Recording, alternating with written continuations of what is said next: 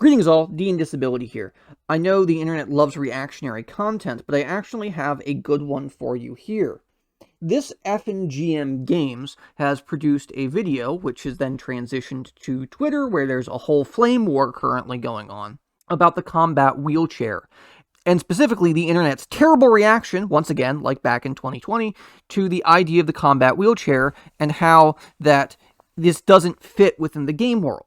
In worlds like D&D, one argument goes, there's fantasy magic, and that can remove the whatever problem that's causing someone to become, quote-unquote, paralyzed. Or magic can regrow limbs, or magic can fix someone's broken back, or whatever it is. Magic could give you magical walking limbs that are even better than before. There are all these potential hypothetical solutions, but what they all do is they alienate the initial concept, which is the inclusion of those who are differently abled into the game environment. Also, I would like to state that Thiseffingmgames goes on to transition into saying how worlds that have these spells and would solve all of these problems theoretically would also have universal healthcare, and that we should then all push for universal healthcare, which is an ultimately positive message. His video does kind of miss the boat here, and I blame it being a short. The real challenge is that you have people who want to engage and want to engage as themselves. They want to engage with what they know,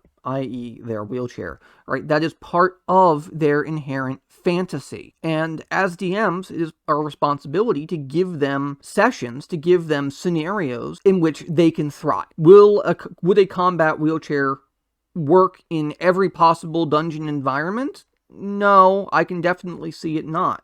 Would the use of prosthetics or some other method of movement be beneficial, or such as, flight, as an example, be beneficial? Sure, but that's not the question here. Those who particularly have mobility problems welcome often the challenge that D&D presents and the want for inclusion within it. They've always been here, but to get back onto my soapbox, as I was talking about last week, when we think about the ableism of D&D, this is a marvelous example of it. When we think of the default dream team of adventurers all being able-bodied heroes, where the wheelchair does not take a place or serve any kind of purpose within the dungeon exploration environment. As for many, including some of my players, it doesn't serve, it wouldn't serve. It wouldn't be enough. It would be too much of a problem. Now, does that mean that every wheelchair-bound hero ever would be nothing but a burden, as some of these inflammatory comments on Twitter seem to say? Absolutely not. The question isn't about putting burdens on players. The question is about inclusion. Why would we not be able to have all of these magical solutions in a game world? Well, one big point is cost. As the Dungeon Master's Guide says, as even originally Gary Gygax says, high-level spells are very rare, very expensive, and usually reserved for the elite. In a world where there aren't, such as what he was talking about, you have universal healthcare.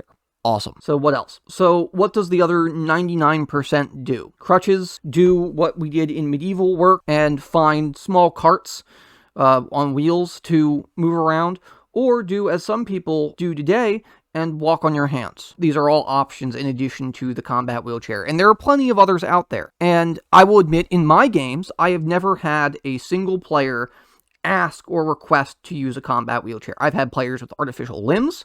I've had players with entire artificial bodies.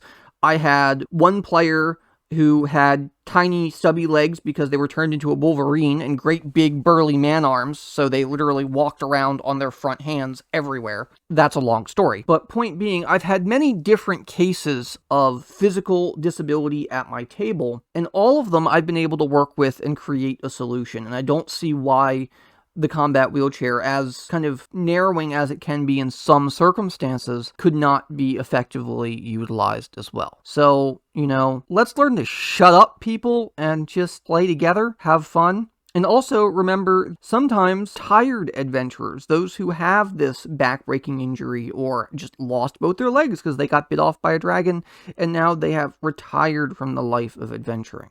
Right? Remember to include these people in your worlds, not just as they were in the medieval world, beggars, homeless, or whatever, but they could still be very successful, particularly as arcanists or clerics or whatever. But they don't have to, because even then with my language, it's not a problem. It's their choice. Disability isn't a problem to be solved. It is merely a difference in ableism that we live with. All right. This has been my thoughts on this topic. I'm not sure if we got anywhere or if you got anything out of that, but I figured, you know what? This is out there. A response is needed. Catch me later in the week where I continue talking about my thesis, and should be next week where I come out with a video both about my thesis and about role-playing as monsters and how we can kind of A, utilize disability in that, but B, kind of tiptoe around it a little bit so that we're not just making caricatures of disabled people. Thanks, guys.